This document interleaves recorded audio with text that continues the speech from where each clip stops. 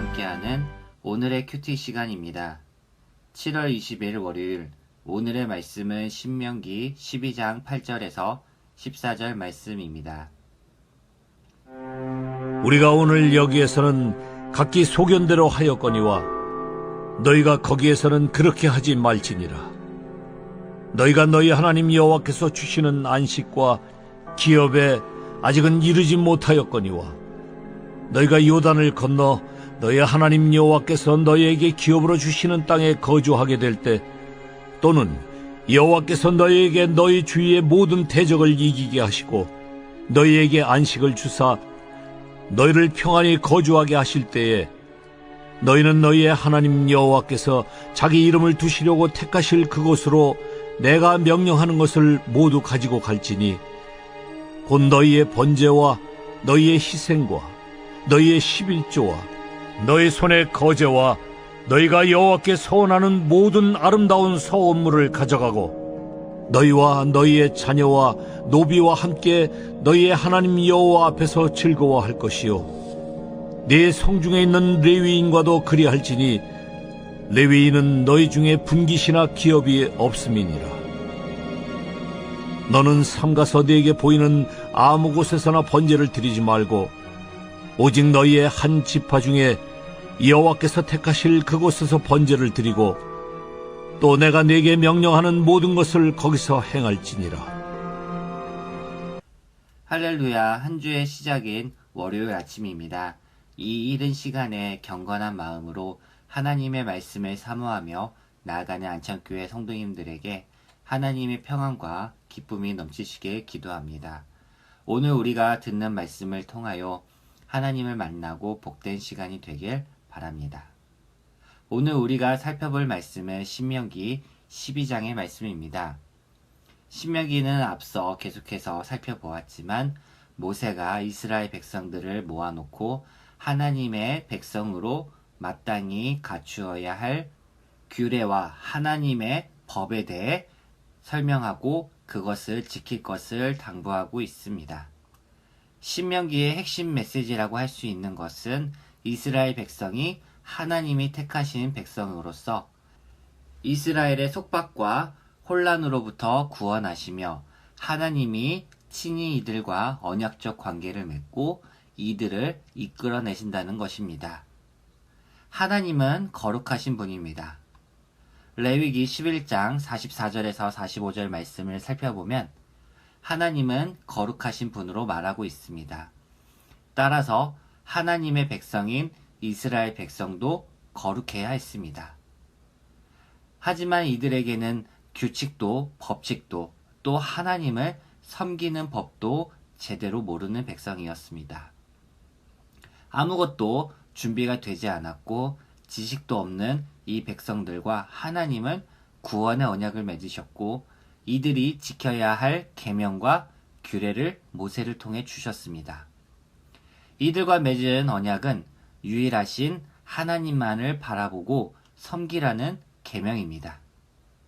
이들은 이 하나님의 계명을 잘 지켜 순종할 때 그 언약이 영원할 것이며 이들이 하나님을 멀리하고 따르지 않는다면 그 언약이 끊어지고 곧바로 저주가 임하게 되는 것입니다. 이들에게 주신 십계명은 유일하신 하나님의 근본적인 진리 앞에 순종하고 경배하라는 것입니다. 오직 하나님만이 경배의 대상이며 다른 신을 가까이 둘 수 없는 것입니다. 이것이 바로 첫째 되는 계명입니다. 하지만 오늘 본문 말씀을 살펴보면 이들은 여호와 하나님을 경배하고 제사를 드리는 데 있어서 문제가 있었음을 알 수 있습니다. 8절에서 우리가 오늘 여기에는 각기 소견대로 하였거니와 너희가 거기에서는 그렇게 하지 말지니라 라고 말하고 있습니다. 모세가 가나안 땅 입성을 앞두고 하나님께 제사를 드리는 방법과 방식에 대해 각기 소견대로 하였다고 지적하고 있습니다.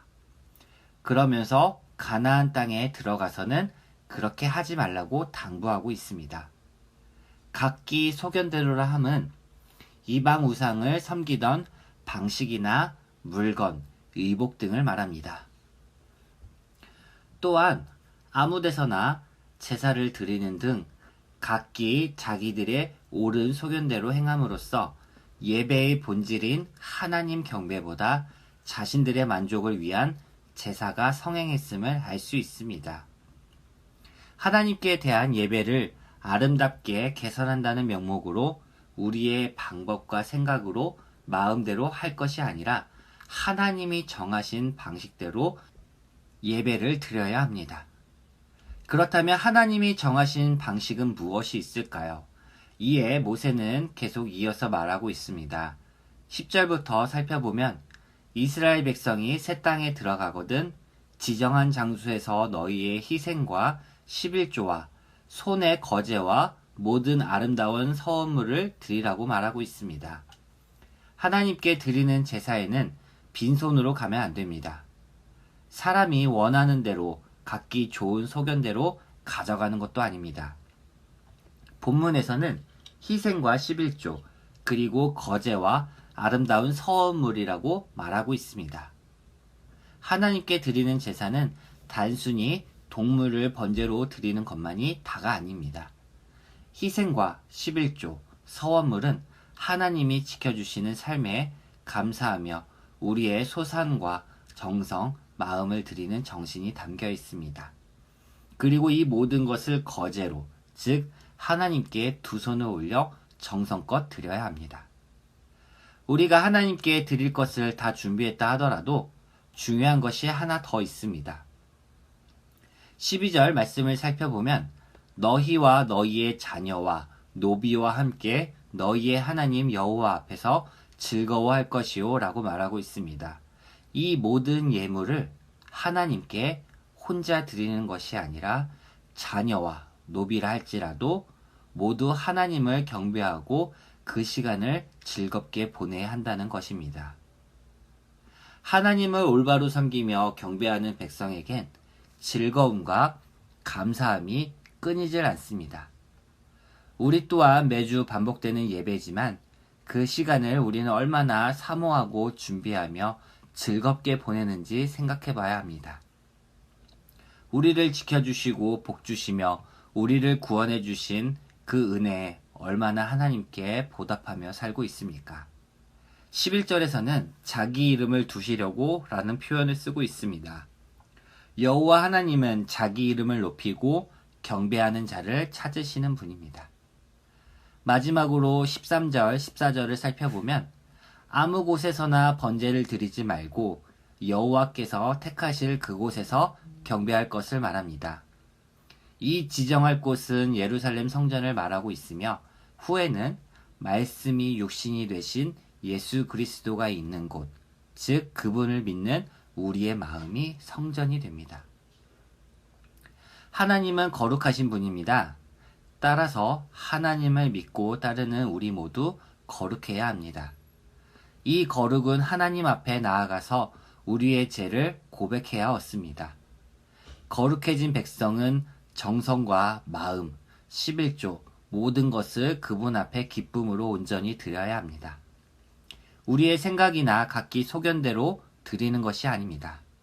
하나님은 오늘날 신령과 진정으로 예배하는 자를 찾으시고 복주시며 그를 통하여 하나님의 일을 행하시는 분입니다.